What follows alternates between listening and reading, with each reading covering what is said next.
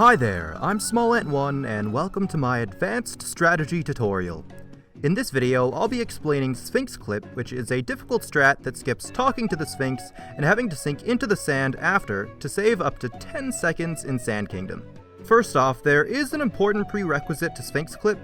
You must be playing on version 1.0.0 of Super Mario Odyssey, as in more recent updates, Sphynx Clip has been patched out of the game. If you don't have version 1.0.0, there's a quick guide on how to do that in the description down below. But now that I've gotten that out of the way, I'll get to explaining. Sphynx Clip is performed in the any percent route on the Sphinx after the Luggage Moon. Sphynx Clip is done by ground pounding on the Sphinx's back and instant roll cancelling to clip through the wall into either a moon or the loading zone. The way roll cancel clipping appears to work is that on certain sloped surfaces, during the first frame of a roll cancel, Mario cannot be stopped. So in this case, Mario phases through the wall behind the slope on the Sphinx's back.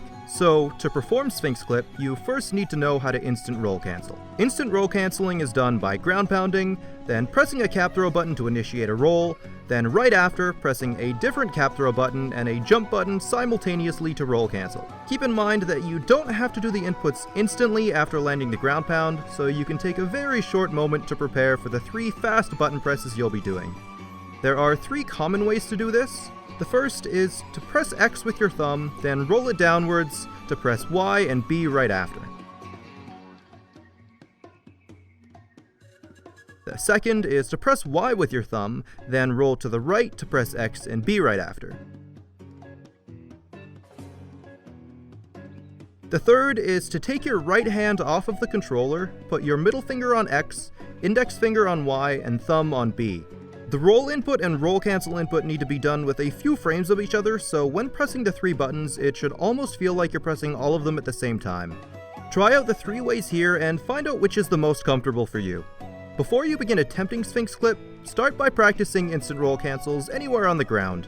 Just ground pound and instant roll cancel enough until you feel consistent with them. Once you feel consistent with them, you can now practice on any wall. Have Mario crouch, facing a wall, then backflip and ground pound as early as possible. Once Mario hits the ground, do the instant roll cancel inputs. If Mario bonks, the inputs were too slow, and if Mario does a little hop, then you didn't press the roll cancel inputs at the same time. Also make sure to not let Mario backflip too high before the ground pound. If you can consistently do instant roll cancels against a wall, then you can start to try Sphynx Clip. Get up onto the Sphinx's back and face Mario exactly south. Anywhere on the back can work, but personally I find the most success if Mario is half visible like this. Now just backflip, ground pound, hold forwards, wait for a tiny moment after Mario lands, then do the instant roll cancel inputs. If everything was done correctly, then Mario should clip through the wall and into the Sphinx loading zone. Here's what that looks like.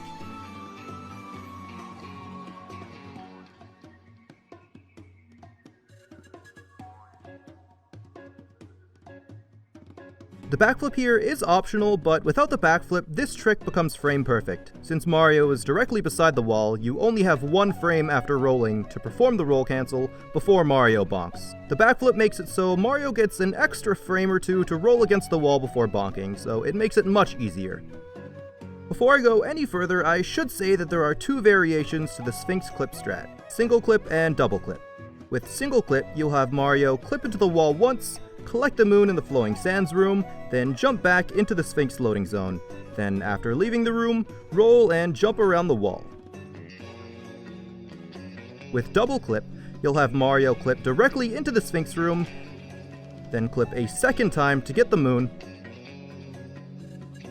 Double clip saves maybe 3 seconds over single clip, but is obviously more difficult as 2 clips are required. So if you're just starting out with this strat, I would recommend single clip until you are very consistent, then switching to double clip later. If you're going to start with single clip, you'll need to know how to avoid the Sphinx loading zone. To avoid the loading zone, right after Mario begins the ground pound animation, hold up left at an angle like the one shown. This will have the roll cancel bring Mario slightly to the left, missing the door.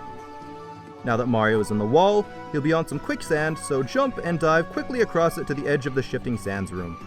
With this moon, if you're not careful, you can clip into the room by accident, so be sure to approach the moon directly, and not to travel into the moon with too much speed. After the moon get animation, Mario should be in the wall still, and you should be able to jump and dive back into the loading zone you deliberately passed by before. So that's single clip. Double clip is slightly different, but not by much. Do the first clip into the loading zone, grab the moon and the coins, then leave the room. Outside of the room, backflip to get up on the Sphinx, then do the inputs just like single clip. Backflip, ground pound, hold up left, then instant roll cancel.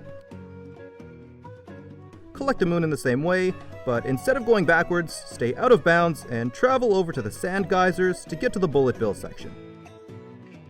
Something else important about double clip is that if you take too many attempts for the second clip, then the bird, which you get in the oasis, may have left by the time you make it there. So it's important that you're consistent at Sphynx Clip before going for double clip, because missing the bird can be costly. There's two final things to mention. If you get really good at Sphynx Clip, then you can try to do spin pounds instead of regular ground pounds, which are a little bit faster. There is also another way to Sphynx Clip, where you have Mario dive to a very precise spot on the Sphinx's back, then regular cap throw to clip in. This is incredibly difficult though, and is performed really exactly as it looks. That's pretty much all there is to Sphynx Clip. If anything I explained is still unclear, then Okra also has an excellent guide to Sphynx Clip as well. He may explain some things better than myself, so go check that out in the description if you need to. That's the end of the guide though. If I forgot any details, or if you have any helpful tips, feel free to leave them in the comments below. They are much appreciated. Thank you for watching, be sure to like and subscribe. I'm SmallAnt1, and I'll see you next time.